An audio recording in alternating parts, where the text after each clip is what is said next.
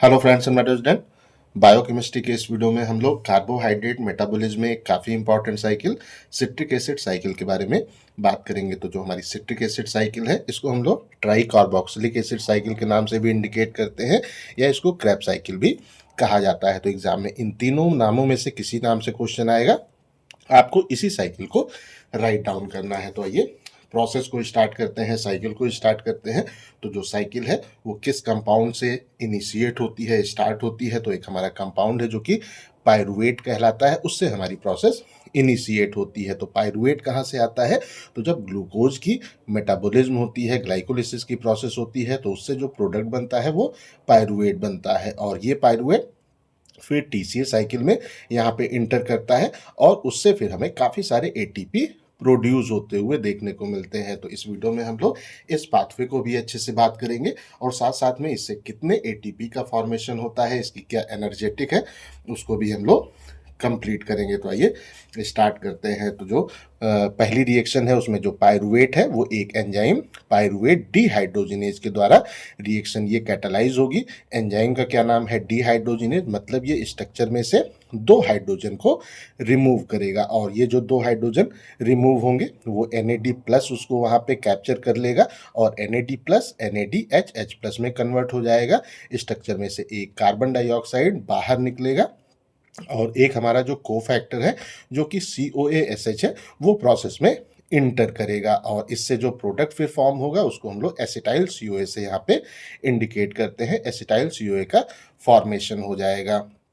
अब जो हमारी अगली रिएक्शन है उसमें क्या होगा कि जो एसिटाइल COA है वो ऑक्जेलो एसीटेट, ये जो एसिटाइल COA है वो ये जो साइकिल है उसके अंदर इंटर होगा। तो ऑक्जेलो एसीटेट एसिटाइल COA के साथ में रिएक्ट करेगा।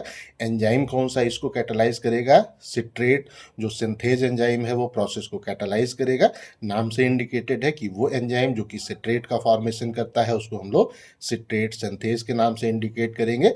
जो कोफैक्टर हमारा था वो प्रोसेस से रिमूव हो जाएगा, COASH स्ट्रक्चर में से बाहर निकल जाएगा और सिट्रेट का फॉर्मेशन हो जाएगा। तो इस तरीके से अब हमारा जो एसिटाइल COA है वो साइक्लिक पाथवे के अंदर इंटर कर गया। अब उसके बाद में जो अगली रिएक्शन होगी वो एक एंजाइम जो कि जो एकोनिटेज उसके द्वारा कैटालाइज होगा और ये इस प्रोसेस को दो बार कैटालाइज करेगा। एक बार वाटर के स्ट्रक्चर को रिमूव करेगा और एक बार स्ट्रक्चर में वाटर को ये ऐड करेगा और फिर इससे सिट्रेट, जो हमारा सिट्रेट है वो आइसोसिट्रेट में यहाँ पे कन्वर्ट हो जाएगा। अगली जो रिएक्शन हमारी है वो जो आइसोसिट्रेट डीहाइड्रोजिनेज एंजाइम है उसके द्वारा दो बार कैटालाइज होगी और इसमें जो हमारा एंजाइम है क्या नाम है? डीहाइड्रोजिनेज। इसका मतलब वो स्ट्रक्चर में से दो हाइड्रोजन को रिमूव करेगा। तो जब ये दो हाइड्रोजन को रिमूव करेगा तो उन हाइड्रोजन को NAD प्लस अगेन कैप्चर कर लेगा और NAD प्लस NADH प्लस में यहाँ पे कन्वर्ट हो जाएगा और प्रोसेस में से स्ट्रक्चर में से कार्बन डाइऑक्साइड बाहर निकल जाएगा और आइसोसिट्रेट अल्फा कीटो ग्लूटरेट में कन्वर्ट हो जाएगा। और इस तरीके से जो ये प्रोसेस है, ये स्टेप है वो हमारा हो गया। जैसे ही अल्फा कीटो ग्लूटरेट का फॉर्मेशन होगा, अगेन एक एंजाइम जो कि अल्फा कीटो ग्लूटरेट डीहाइड्रोजिनेज है अगली रिएक्शन को कैटालाइज करेगा। अगेन एंजाइम डीहाइड्रोजिनेज है, मतलब स्ट्रक्चर में से ये दो हाइड्रोजन को बाहर निकालेगा और उसको अगेन NAD प्लस कैप्चर कर लेगा और NAD प्लस NADH प्लस में कन्वर्ट हो जाएगा। कार्बन डाइऑक्साइड स्ट्रक्चर से बाहर निकलेगा और एक कोफैक्टर हमारा जो कि अगेन COASH है वो प्रोसेस में इंटर होगा और alpha ketoglutarate succinyl COA में कन्वर्ट हो जाएगा। जो जो हमारा COA है वो स्ट्रक्चर में आकर के अटैच हो जाएगा। जब सक्सिनाइल COA का फॉर्मेशन हो गया, अगेन हमारा जो अगली रिएक्शन है वो सक्सिनेट थायोकाइनेज एंजाइम के द्वारा यहाँ पे कैटालाइज होगी और इसमें जो हमारा कोफैक्टर था COA वो COASH के रूप में प्रोसेस से बाहर निकल जाएगा।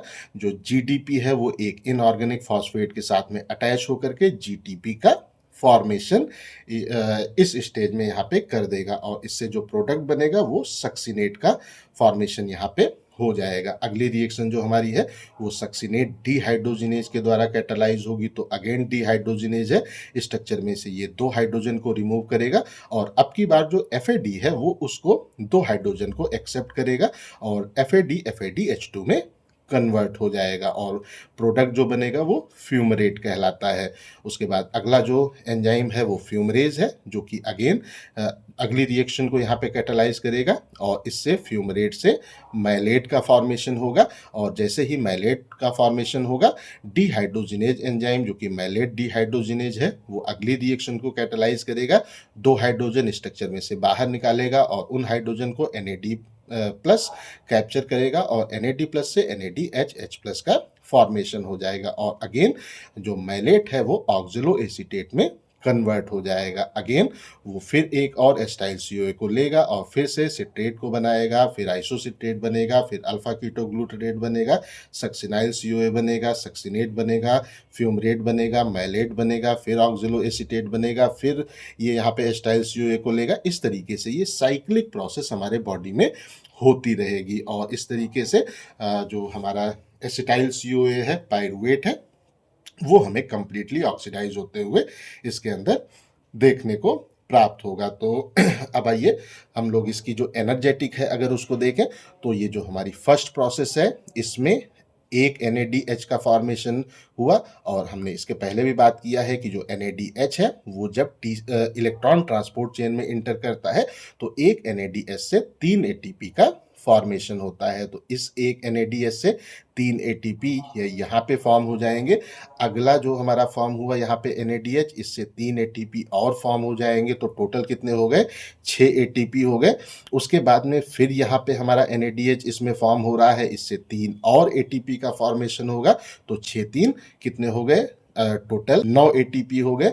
उसके बाद में फिर हम लोग आगे आएंगे तो जो हमारा यहाँ पे है GDP वो GTP में कन्वर्ट होगा। एक GTP एक ATP के इक्वल होता है, तो एक और ATP यहाँ पे फॉर्म होगा, तो इससे हमारे टोटल 10 ATP का फॉर्मेशन हो जाएगा।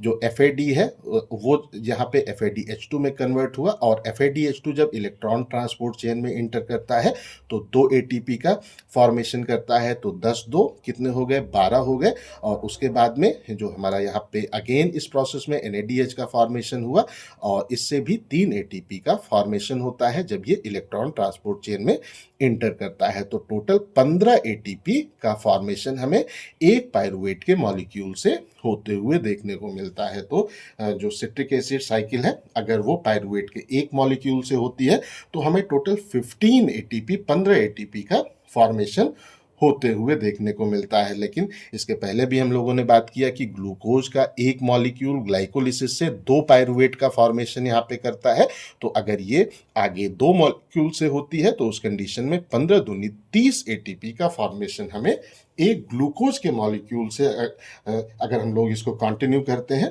तो हमें देखने को प्राप्त होता है। तो इस तरीके से आप इस साइकिल को बहुत आसानी से याद कर सकते हैं और इसका जो आपका एनर्जेटिक है वो भी आपको यहाँ पे प्रॉपरली अच्छे से क्रिस्टल क्लियर हो गया होगा। तो अगर ये वीडियो आपको पसंद आया हो तो इस वीडियो को लाइक करें, अपने दोस्तों के साथ शेयर करें और ऐसे ही वीडियोस को देखने के लिए हमारे चैनल को सब्सक्राइब करना बिल्कुल भी ना भूलें और हमारे ऐप को भी इंस्टॉल करना बिल्कुल भी ना भूलें। जो सिट्रिक एसिड साइकिल है इसका डिटेल वीडियो मैंने अपने इस जो चैनल है उस पर अपलोड कर रखा है। अगर आप हमारे बायोकेमिस्ट्री के प्लेलिस्ट में जाएंगे तो वहाँ पे आपको टॉपिक वाइज जितने भी पाथवे हैं वो आसानी से उसका जो डिटेल वीडियो है वो देखने को मिल जाएगा। उसी में सिट्रिक एसिड साइकिल का भी है, तो वहाँ पे जा करके आप बहुत अच्छे तरीके से इसका फुल डिटेल वीडियो देख सकते हैं। उसकी लिंक मैं आपको इस वीडियो के डिस्क्रिप्शन में प्रोवाइड कर दूंगा और बायोकेमिस्ट्री की प्लेलिस्ट की भी लिंक मैं आपको इसी वीडियो के डिस्क्रिप्शन में प्रोवाइड कर दूंगा। Thank you.